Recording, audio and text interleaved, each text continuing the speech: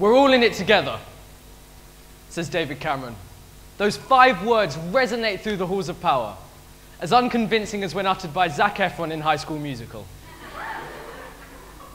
This man, at the age of 11, flew with his friends on Concorde to share caviar and salmon with the son of multi-millionaire John Paul Getty in the USA.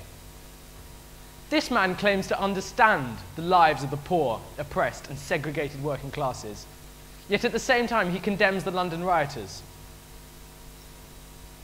He does so with the full force of the mainstream media, unleashing it upon public opinion as if it were fact. Unlike Eton and Cambridge graduate who now sits on a £30 million fortune, David Cameron, we, the community of Newham, we, the bullseye of the Tory regime, we, the poorest borough in London, we know the working classes. Yesterday, I had the honour of meeting Dr. John Carlos, who we know from his famous image in which he rose a Black Power salute to the nation, alongside gold medalist Tommy Smith, who also raised a salute, and white medalist Peter Norman, who wore a badge of solidarity. These 3 heroes were hounded senseless throughout their lives for their protests against the racial inequalities in America at the time. He said this, and when the dust settled, they wrote down Peter Norman, troublemaker. And I could go on to Rosa Parks, and I could go on to Harriet Tubman, I can go on to Paul Rosenberg, and I could go on, but there's one last name I'll go to before I go to Nelson Mandela, and that'd be Jesus Christ. Because when you look down there, and the dust had settled, they had written, Jesus Christ, troublemaker.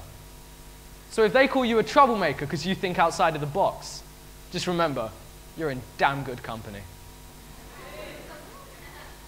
Last summer, we the people commandeered the streets. Fires blazed at the heart of the beast. Fires blazed at the heart of the soulless spirit which drove the youth to the streets. Last summer, the poor and the left fought back.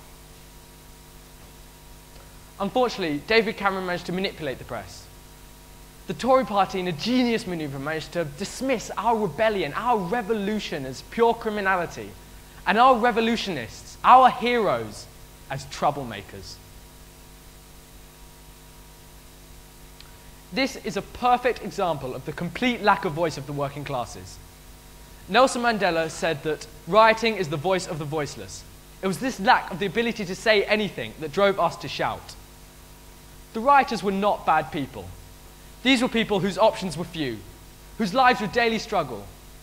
Those who barely earn enough to live on were sick of their situation. What's more, they are sick of having iPads and flat screens that they can never afford shoved in their faces. The poor are sick of a system designed by the elite to make the rich richer and the poor poorer. David Cameron is doing everything he possibly can to undermine the welfare state, and the people have had enough. Last summer, the people fought back. Last summer also, a few dozen tents were pitched in the courtyard of St. Paul's Cathedral, and I half expected a tabloid spread on God's resignation. Acres of newsprint were devoted to these people's message against the damage that capitalism is doing to our society. Think what will happen when we raise our fists and pitch our tents and take strike action close to the heart of the beast. We are not all in this together, ladies and gentlemen, and they will not see this until we have troublemakers.